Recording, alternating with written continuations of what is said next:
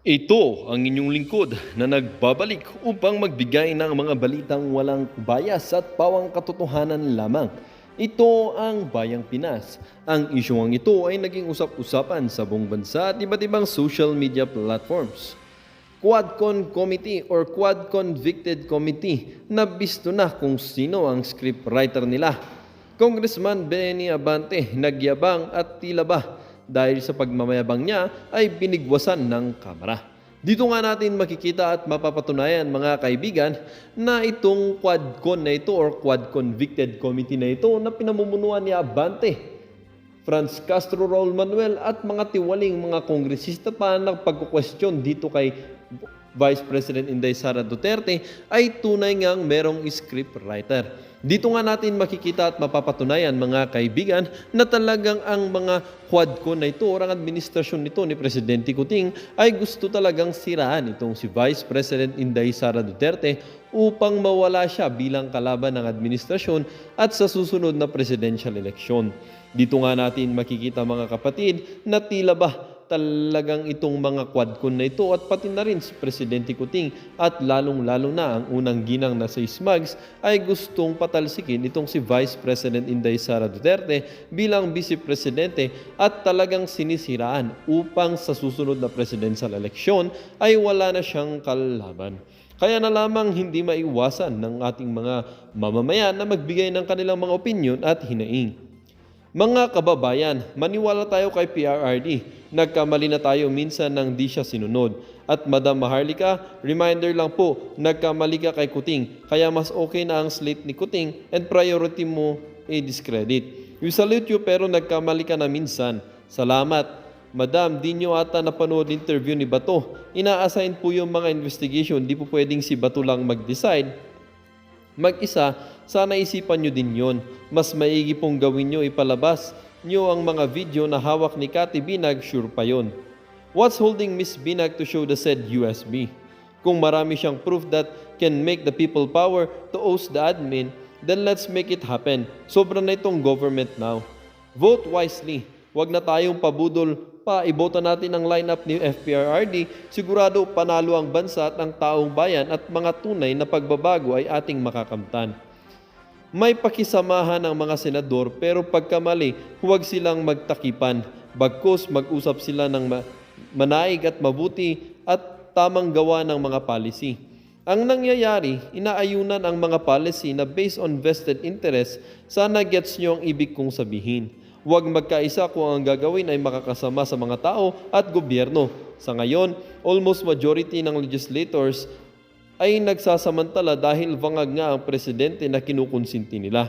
Dapat yan, impeach na ang presidente kung hindi rin vangag ang leadership ng legislative branch. Well, para nga sa kabuang detalye at impormasyon ay panoorin na lamang ang buong video at salamat rin sa ating mga solid viewers sa walang sawang pagsuporta. At kung bago naman sa ating channel ay syempre huwag kakalimutang mag-subscribe, pindutin ang notification bell, piliin na rin ang all upang laging maging updated sa mga balitang bago, totoo at walang bias dito sa channel ng Bayan, ang Bayang Pinas.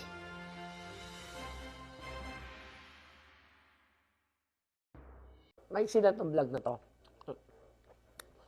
Nagsa-start na, may mga nag-send sa akin na sinisira na, well, matagal na sinisira, no? May mga nag-send sa akin, I think si Cathy nag-send sa akin, na may mga scammer na mga vlogger. Actually, may scammer na vlogger na sinisira pa rin ng Duterte tungkol sa Miro system, tungkol sa what you call it, sa mga dayaan sa eleksyon sa 2025. So yung scammer, kilala, aminado naman siya scammer eh. Yung scammer na vlogger na yon, ang alam ko, nung nakaibudol pa ako, kinokontak yan ng yayo ni Bangag. Yung matabang nandyan sa Presidential Communications, okay, na buhaya na siya ngayon. Malaki pa sa buhaya. Kaibigan na yan. Okay? Meron pa nga yan. Nagko-comment pa siya dati. Kaya no wonder, yung paninira ngayon na kinokonek ang Miro system kay Pangulong Duterte, that's BS. You know why? pag-usapan namin yan ni Attorney Glenn Chong pag may time kami. Paano magkakaroon ng power ang mga Duterte to control that para maging ah, provider ang Miro sa power ng mga Duterte. Hindi sila nasa power. Sino ang magde-decide? Sino ang deciding officer? Sino ang mga nagde-decide niyan? Ang COMELEC. Inano ko na yan, binlag ko na yan, binlag namin natin Attorney Glenn Chong. May mga gatekeepers na bago makapunta sa COMELEC, yung mga bidding na yan, may mga gatekeepers. Remember, may expose ako. Ang pamasahe, ang term dyan, 350 million ang sinisingil ng mga gatekeepers ayon sa ating source. Last year, pinasabog natin yan ang first quarter of the year. So ngayon, nakakatawa yung tira ni Bangag. Si Lisa lahat ang may pakana niya. Paano magkakaroon ng kapangyarihan ang mga Duterte para manipulahin ang eleksyon? Alam mo, napakabait lang nga ni Pangulong Duterte nung panahon niya. Dahil nalusutan siya ni Lisa Tanas. Dahil si Lisa dati, kausap ko yung hinayupak na yan nung campaign 2022. Ang sabi sa akin, kinukulit ako noon. May mga text messages na pinakita ko sa inyo na push ko daw sa gobyernong Duterte na magkaroon ng hybrid election. Ganyan-ganyan, kasi daw dadayain si Bangag. So without us knowing, the Filipino people, nakipagsabuatan pala itong Bangag at si Lisa Tanas, lalo si Lisa Tanas, sa Smartmatic during that time. Okay, nalusutan ang mga Duterte, ang Duterte administration. May vlog nga ako dati, di ba? Dahil sinasabi ni Lisa Tanas sa akin, mo tarantado talaga, na dadayain daw, okay? Dadayain daw ni Bongo, ni Senator Bongo during that time, ang halalan kasi ganito, kasi ganyan. So dahil budol na budol ako during that time, dahil syempre gusto ko silang manalo, umaayon ako sa kanila kasi kapag kasi kakampi mo, magkakampi kayo. So, minsan, ang tawag dito, akala mo nabibigyan ka ng tamang wisdom, pero hindi pala. So, hanggang sa nalaman ko na nga lang kay Attorney Glenn Chong na si Lisa Tanas ay nakipagsabuatan sa Smartmatic at meron po yan sworn statement. So, yung ginagawa nila ngayong paninira ng isang scammer o ng maraming scammers, gawa yan ng Malacanang. Gawa yan ng presidential communication sa mga tiwaling mga buhaya dyan. Kung may natitirang matino dyan, baka 0.000001 na lang. Sunod, excuse me, sunod-sunura na lang. So yan po yung totoo dyan. Pakanayan ni Bangag na sinisira ang Duterte, kinukunik sa pandaraya sa eleksyon. Dahil kung ang Duterte, ito lang, ang Pangulong Duterte, sila Senator Bongo, in fairness, kahit binabatikos ko sila, kung gusto nila sanang manatili, si Duterte na presidente, wala nang alaysan, ginawa na nila yan. Ako, I'm here, yung mga supporters ni Senator Bongo, Senator Bato, wag kayong magagalit sa akin. Okay? Kung ako'y nagkikriticize, kasi hindi ako bayad. Okay? Hindi ako porket, alam mo kasi ang bayad ganito ha. Ang bayad ng pagkatao, lahat, kunyari lang, bayad ka ng isang politikong ganyan. Lahat ng iutos sa'yo, lahat ng slate sa'yo, mabango lahat, wala kang babatikusin. Gusto ni Pangulong Duterte yan eh. Nung panahon ni Duterte, kahit kami ay Duterte supporters, nagbabatikos kami ng mga gabinete niya. Pero nung panahon ni Bangag, may nakita ba kayo na mga supporters nila na binabatikos yung mga cabinet secretaries? Wala. Sarado utak nila lahat. Pinasabi nila sa inyo, perfect, 100% magagaling ang inupo ni Bangag. There's no such thing as 100% perfect ang ina-appoint ng kahit sinong presidente. Ang tunay na kakampi ng bayan, kisihodang sino man ang nanunungkulan, kapag may nakita kang appointee niya, babatikusin mo.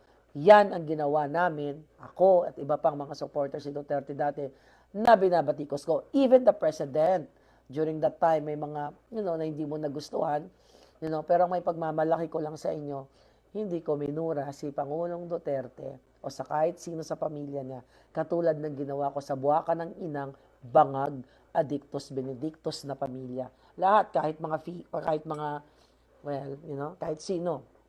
Mat ganun pa man, mga palangga, yan yung ginagawa nila ngayon.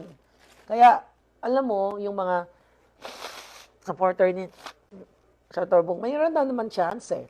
Meron pa naman chance, hindi pa naman, nag-umpisa pa lang naman yung halalan. Ngayon, hindi tayo pwede maging sarado utak. I'm not here para mag-kiss ass sa kahit kanino man. I can F all of you guys na mga budol kasi wala akong utang na loob sa inyo, wala akong hininging pabor, but I am grateful to people na mabuti sa akin. So now, alam nyo na, sinisira. Kaya nga ako galit eh. Senator Bongo and Senator Bato, don't get me wrong. Okay? Sinuportahan ko kayo. Ang gusto ko lang sana, total ngayon, nasa Senate na yan, sinabi ni Senator Bato na mayroong A1 information na galing sa Malacanang na inuutosan si Maslog. This is your time to, to shine o to prove to the people, kayo, dyan sa committee niyo, you're doing your job. Hindi kasi pwede na pagdating sa Senate lang, magtataas tayo ng boses. Ikaw, I will pin you down. Then that's it. You have to walk the talk, ika nga. When I say, I will pin you down, di ba? May action. Hindi lang natin gagawin sa hearing. Kaya nga sabi ko, I'm not closing my doors to support ng mga tinaas ng mga kamay ni Pangulong Duterte. Hindi pa naman tapos nag-uumpisa pa lang. Bakit ba tayo nandito nag-criticize? To make these politicians, these people, better para sa Pilipino. Wala akong mapapala dito palangga. Doon na nga, nawalan ako ng alindog na yun, boses ko. Pero ngayon, ito na nga inaalarma ko sa lahat ng mga naniniwala sa yung mga gustong mag-straight, okay, sa PDP Laban. Wala pong problema yan. That is your feeling, that is just sa paniwala ninyo, hindi ko yan pang hihimasukan. Pero i-push nyo itong mga PDP Laban senators na nandiyan ngayon na ilang buwan mayroon pa natitira sa kanila to prove themselves na they are for the Filipino people. Imbestigahan, itawag lahat ng pwedeng itawag, hindi yung you play safe. Hindi ganun. If you play safe, then you're not for the Filipino people. You are for vested interest. Kasi, ang tunay na leader, hindi natatakot. Kahit sino, tunay na leader, tunay na lingkod bayan, hindi siya natatakot kung paano niya banggain ang mga bagay-bagay. Look at Congressman Marcoleta. Tignan mo, nanindigan siya, parang ilan sila doon, yung kinuyog siya, 100 versus 1. Siguro may kakampi naman siya, si Kong Unga ba yun? Mga 3 tao. Nag-stand siya for what he believes in. Naging matapang siya, wala siyang pakialam, hindi siya naglaro sa dalawang namamangka sa dalawang ilog. Umaasa na i-adapt siya ni Bangag, which is dati, di ba, nakasama yan sa unit team, si Kong Marcoleta. Tumindig siya. Yun yung kailangan natin na tumitindig, tumatayo, laban sa mga bangag. It's the same thing with Attorney Vic Rodriguez. Kaya nga sabi ko, ang kakampi, di ba sabi ko sa inyo, ang kakampi natin sa Senate, dun sa committee na yon on public order and drugs and public order, ganyan, si Senator Bongo, si Senator Bato, si Robin Padilla. Gusto namin makita how you oppose the bangags. Yun lang, mahirap bang gawin yan?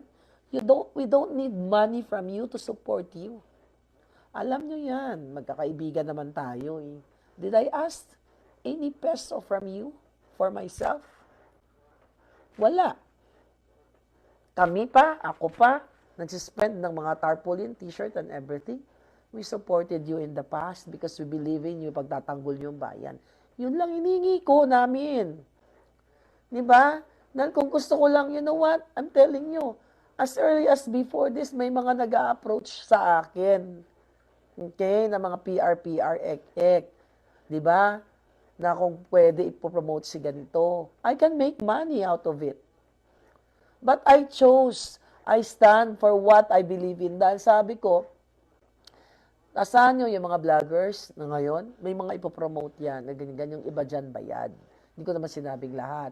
Lalo na yung mga, well, anyway, hindi ko gagawin yan. Dahil pag ginawa ko yan, para na ring minura ko yung sarili ko, the way na minura ko, yung mga, alam nyo na, yung mga binenta, yung kanilang mga kaluluwa, para lang sa kakarampot na pera. Ngayon pa ba ako magpapabayad?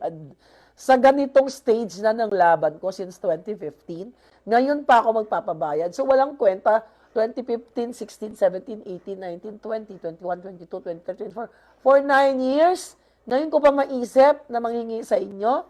Hell no! Ang hinahingi namin sa inyo, lahat kayo, you stand for the people. Diba? Yung iba kasi, I'll tell you something. Harap ng saging. Okay? Ang iba kasi, yung iba mga vloggers, ganito. Ganito yung mga style. Kunyari, Marcos. Lilipat ka sa, kunyari, Marcos, lilipat kay Duterte. Na kay Marcos, tapos hindi tinutulungan kung hindi binibigyan ng pera, o kung ano pa man, nagalit kasi parang napapabayaan. Lilipat sa kabilang kampo. Paglipat sa kabilang kampo, o pareho, kunyari, unit team, hindi nabibigyan, hindi na nasusunod yung gusto, or may hinihingi, hindi na pagbigyan, magwawala na. So from this, magwawala, magagalit, di ba? Magagalit, nas riot na. Hindi niya na alam kung anong gagawin. Ako, when I supported the bangag, never ako nag-expect na kahit ano. Yung posisyon na sinasabi nila, na pinapakalat nila, that's katarantaduhan dahil hindi po ako qualified. Ulitin ko, panahon ni Pangulong Duterte, I was offered the position, but I declined because I am not qualified at all. Because I have to renounce my citizenship, enable for me to take that position. Now, you know that already. Then, ako kasi, alam mo, kung ang thinking lang natin is, yung thinking ninyo na kaya kayo kumampi sa ganito, ganyan, para may sasandalan kayo o may hingian kayo. No, don't do that. It's better mag-vlog ka ng artista na lang or whatever, wag lang politics.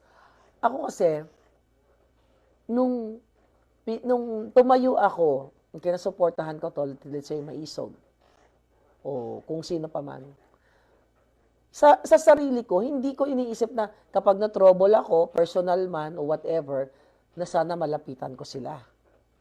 Hindi ko yan iniisip na dito ako susuporta kasi baka makayatingi ako ng tulong. If they, extend help, from the bottom, from the bottom of their hearts, then good, thank you. Ba't ako luluhod? Or baka naman po, ganyan, kaluluoy man si Inday, Maharlika, Hindi ko ugaling magmamakaawa sa isang taong humingi ng tulong. Haharapin ko ang laban ko. I chose, this fight, this life actually. Naharapin ko yung laban ko kahit ano pa man. So yung mga taong ganun, kaya ako, I have the freedom to criticize kung sino man ang gusto ko. Whether sa budol, which is ang budol, wala na yan, burado na lahat yan. And sa mga side ni Pangulong Duterte, I can criticize whoever you are.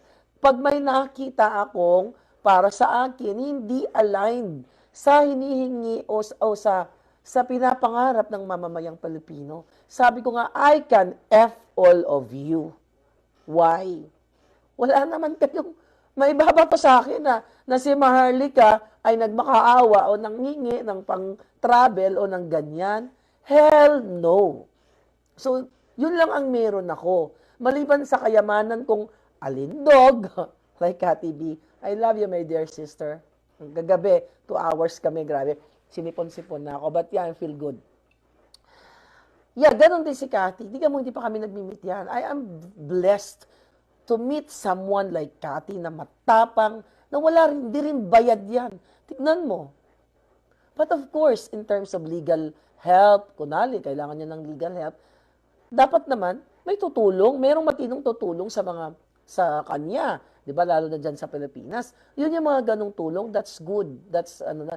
Pero yung manghihingi ka katulad ng iba, manghihingi ka ng pan-travel, manghihingi ka ng pangkain, ganyan-ganyan, in preparation, ganun-ganon. Ay, dahil kapalit ng pagkipaglaban mo, that's BS. But, it's okay tayo maging considerate. Like ako, may mga vloggers na I help them. Di ba? I help them financially a little bit, pero hindi naman sila nanghingi sa akin. In fairness, kasi may kusa ako eh. May kusa ako. Pero hindi sila nanghihingi. Kusa ko yun. Kaya wala tayong problema doon kasi naiintindihan ko. Let's say, for example, if, like, kaibigan ko na mayayaman dyan, baka naman. Di ba mga ganun? This is just an example. If you want to help me, that is your kusa. Hindi ko naman hiningi. You have to help me. Minsan, dalawang isip ako. Baka mamaya, alam mo, ang hirap sa sitwasyon ko. May mga nag-o-offer minsan. Miss Marican, I will help you, ganyan. Sabi ko, no, I'm still good. Don't worry about that palangga. I'm okay. Kasi, may mga kasi isa na willing to help sa'yo, whatever, o natuwa sa'yo, gagamitin against you. Yan yung ayaw ko. You know? So, when I help you, kusa ko yun. Pero, wag mo akong gawa ng kwento. Na ganito na ganyan, kasi, pag ginawan mo na ako ng kwento, bad na yun, anong klase kang kaibigan. 'Di ba? So, kaya malaya ako magbatikos kahit sino. So, ngayon, sabi ko, short lang to eh. Ngayon, balik tayo sa issue. Sa mga palangga ko, na ayaw sa mga bangag, sinisimulan na ng gobyernong ito ang pangsisira lalo sa mga Duterte. Sinisira na, katulad yung scammer na nagsalita ng kung ano-ano kadyotahan. Actually, Miss Cathy B, di ko tinapos. Kasi alam ko, paano mo paniniwalaan ang isang taong self-confessed scammer? Once a scammer, always a scammer. Nasa dugo niya na yan.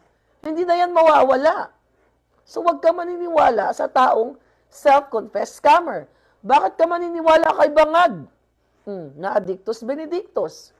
Right? Hi, Ma'am Estelita Gonzales. We love you, Palangga. Talagang matuan para magmatakatutan sa mga. Yes, Palangga, you know me. Since 2015, yung nakakilala sa akin. Kung ako ay pera-pera lang, punyeta for 9 years. Alam nyo, sa mga eleksyon, ngayon, may na 1 million dyan, Palangga, to promote a candidate or a party list. May na 1 million dyan. Baka 2 milyon. Kung maniningil dyan ako, 2 milyon, 3 milyon, ibibigay yan. Prior to this election, may lumalapit na sa akin. Are you open for this, for that? Ang dami, but I will stick, kung ano yung intention ko for you guys, for the people.